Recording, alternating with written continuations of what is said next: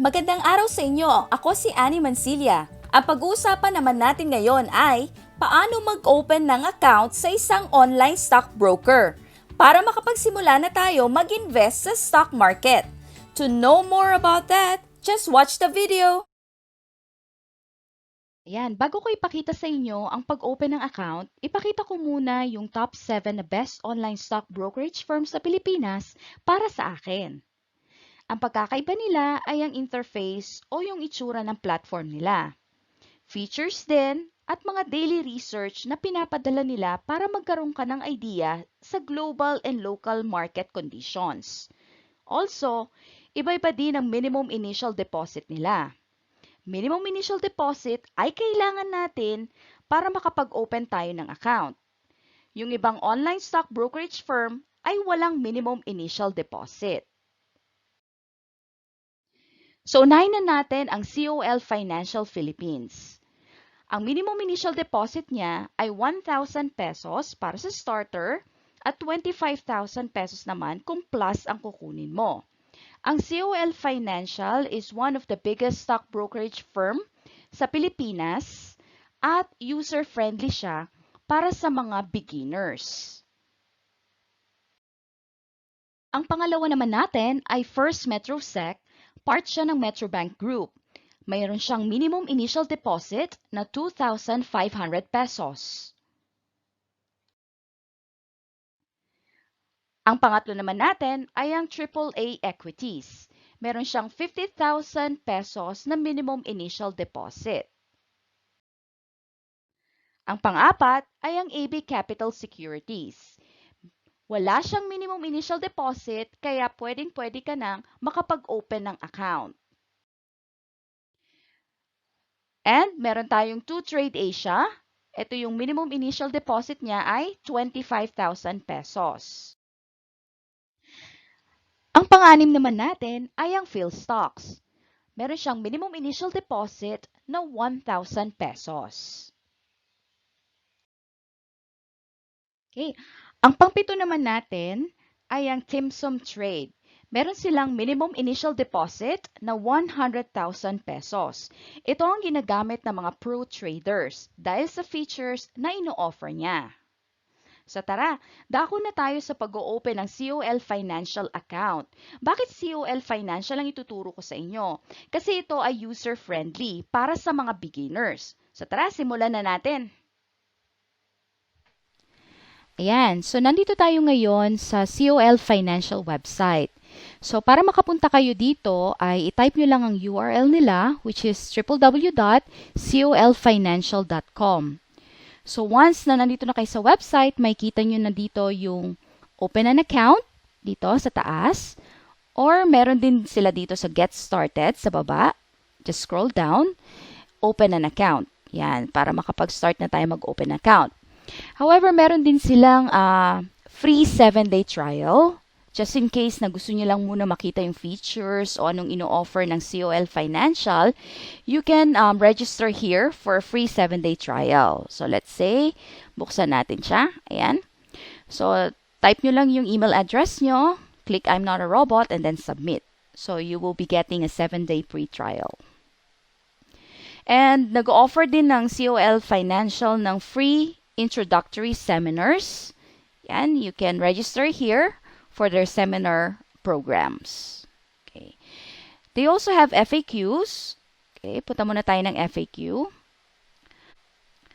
Right, so sa FAQ makikita natin yung account opening, sino bang eligible mag-open ng account sa COL Financial, meron silang account maintenance, deposit, paano ka magde-deposit ng fund mo, paano ka rin mag-withdraw, and how to invest or order processing, andito rin sila. Trading and handling fees, technicals, security and privacy, meron din silang COL EIP or yung Easy Investment Program, andito rin sa FAQ nila, at margin facility. Margin facility, you can borrow funds from COL Financial. Pero tsaka na natin siya i-discuss. So, dako muna tayo sa ating pag-o-open ng account. Right. Sino nga bang pwede maka-open ng account? So, ang sabi dito, any individuals of legal age or any nationality or legitimate corporation may apply for a COL Financial account. So, kahit anong nationalidad mo o nationality mo, pwede ka mag-apply.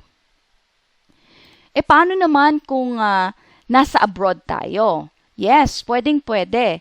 There are no restrictions on place of residence. Okay?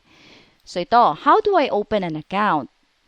So, sa COL Financial, meron siyang COL Starter, which is minimum investment niya is 1,000 pesos. So, ito yung entry-level account. Okay, next naman is ang COL Plus. Meron siyang minimum investment na 25,000 pesos. Ito yung for active traders. And lastly, meron siyang COL Premium. Ang COL Premium, ang minimum investment mo dapat ay 1 million pesos. Ito ay para sa mga premier investor. At magkakaroon ka ng personal relationship manager. So, ito lang yung mga features o ito yung mga pagkakaiba kung kukunin mo ang COL Starter, COL Plus, or COL Premium. Yan. Meron siyang Java charts, market data, and price ticker, and researches. So, marami siyang mga research dito. Account support, investment facility, and value-added services. So, value-added services ng o service ng COL Premium o COL Premium ay yung relationship manager. Okay? So, punta na tayo sa ating opening of account. So, as I've mentioned earlier, pwede ka dito sa taas or pwede mo ring i-click ang Get Started dito sa baba, Open an Account. Right? So, now, click natin ang Open an Account. So, for account opening process, kailangan mo muna mag-ready ng requirements. So, bago ka tayo mag-open, kailangan ready ng requirements natin. Ano mga requirements ang kailangan nila? Of course, number 1 ay ang one valid government-issued ID. And, importante din po na meron tayong Tax Identification Number o TIN. Right? Additional requirements para naman sa mga non-resident or foreign applicants, one valid passport. For resident foreign applicants, one valid passport, and alien certification of registration or ACR or work permit from DOLE. Yan. So, sign up and submit. Okay, meron tayong 2 options. Ang option 1 natin ay pwede na tayong online express. So, which means we can all submit all the requirements online. Express account activation after funding. So, click nyo lang yung sign up para mag-online express kayo. Or, if you want to, sa option 2 naman tayo, print, fill, and send. So, 3 to 5 business days after they receive the forms, tsaka natin ma-receive yung approval. So, we need to download, print, and fill out all the forms. So, ano ba itong mga forms na to? And by the way, kailangan natin isubmit ang original signed forms to COL Business Center or any COL Investor Center. Okay, so click natin to. Yan. So ito yung COL Financial application form, customer account information form. So pag may nakita kayong for COL's use only, so no need for you to fill up. Okay, sila nang bahala dyan. So, account ownership. So, ito ba ay para sa'yo lang, individual, or joint? Which means, pwede mong ka-joint account ang iyong asawa, husband o wife, o partner, pwede kayong mag-joint account. ITF ay para naman to sa mga bata, sa mga menor de edad na mag-o-open ng account. Right? Credit facility nila, cash. So, yan. So, i-fill out nyo lang ito. If you are the primary account holder, so dito ka mag-fill out. If you're the secondary account holder, dito ka mag-fill out. O kung wala kayong ka-joint account, then dun ka lang sa primary account holder. Right? So, fill out nyo lang. So, importante talaga ang TIN. Right? Then, you just need to put your SSS or if you have GSIS. Yan. So, fill out nyo lang lahat. Email address. Right? Additional information like your employment status. Lagay nyo lang dito lahat.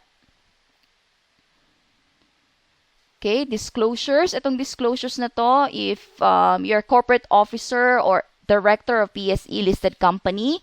Kung hindi naman, then just tick the no box here. Yan. Ito, financial investment profile, yung assets in Philippine peso, kaning assets nyo, ang net worth. So, i-tick nyo lang kung saan kayo dito. Annual income and sources of income. Investment experience, so kung meron, limited, good, or extensive, ang investment experience nyo, just stick here. Right? Yan. Investment objectives nyo, ito ba ay para sa capital preservation nyo? Or ito ba ay para sa long-term investment? Yan. I-tick nyo lang kung ano yung pipiliin nyo dito. Yan. So, same din. And ito naman yung customer's Philippine bank account details. So, you need to put in your name of bank here, bank's name, branch, and bank account number. Para easy na kayo, para madali na kayo para mag-withdraw ng money. Okay? Then, signatures, and yan. So, ito naman is for COL's use only. So, next naman na i-fill outan is yung individual disclosure form. Okay, so fill out on nyo rin to. If you are not a US citizen, then you just tick the no box here. Okay, green card holder. Kung di naman kayo green card holder, then just tick no. Okay, then sign, printed name and signature ni primary account holder, printed name and signature ni secondary account holder kung meron man. Okay, and lastly, ito, you can just print this out. Read through it. Ito yung parang TNCs nila, yung terms and conditions nila. Okay? Yun. So, ito na yung application form. Right. Kung sa online naman tayo, okay, ito naman yung online express natin. Okay, let's see. Let's click the sign up button here. Right? So, ang sabi nila dito, one valid government-issued ID. Kailangan nakahanda na to. Blank sheet of paper for signature capture. Philippine bank account details. For employed or self-employed, kailangan natin ng SSS, GSIS, CRN, and TIN. Okay? For minors na mag-open ng account, na ipapangalan nyo yung account doon, kailangan ng birth certificates. Okay? Photo requirements, 3 signature sample with your ID, and selfie with your ID. Okay? So, lahat naman tayo, alam natin kung paano mag-selfie, no? Right. Okay, so once we click the Get Started button, so ito na yung trading agreement. Yeah, you can read through it. Okay, then once everything is clear to you, then we just need to click agree. Okay. So, meron siyang steps dito. So, one is identification. So, i-fill out nyo lang yung first name nyo, middle name, last name, email address, your mobile number. Click I am not a robot. Then, click next. Mapupunta kayo sa verification. And then, after that, fill out the form. So, after nyo i-fill out yung form, kaya siya online, so hindi nyo na siya ipapadala. Hindi nyo na siya i-snail mail, ang tawag doon. So, hindi nyo na siya iuhulog. So, ibig sabihin nun, ipaprocess niya na online. So, mas madali na ngayon. So, usually, it will take around 3 to 5 days para upon receiving your application. And tatawagan kanila, i-video call kanila kasi kailangan nilang malaman kung ikaw ba talaga yung applicant. Kailangan nilang ma-ensure na ito yung profile mo. So after nila ma-receive ang ating application form at ma-process, ay makaka-receive tayo ng email. So sa email, makikita natin ang ating username and password. And password is one-time password and you can change it anytime. And sa email din is magsasabi rin sila sa inyo how to fund your account. So ito yung ating next step, funding your account. So there are 4 ways to fund your COL account. Meron tayong option 1, which is online bills payment. So, ito yung mga banks na accepted ni COL. Option 2, over-the-counter bills payment. Option 3, COL Business Center. Kung gusto nyo magpunta directly sa kanilang office. And ito yung kanilang address. At para naman sa ating mga overseas Filipino workers, meron silang overseas remittance. Saan? Sa BDO Kabayan Bills Bayad, iRemit Remittance, at BDO Overseas Remittance. Para naman sa ibang online stock brokerage platform, kagaya ng First Securities or First Metrosec, right? Susundan lang natin ang open an account. Okay, and sundan lang natin yung steps para makapag-open ng account. And please take note po, ang iba ay kailangan lang nila ng one valid ID. Ang iba naman ay nanghihingi sila ng at least 2 valid IDs. Hopefully nakatulong ang video na ito sa inyo kung paano mag-open ng account sa isang online stockbroker para makapagsimula na tayo mag-invest sa stock market. So please, for more videos, click subscribe below and see you on my next video. Goodbye!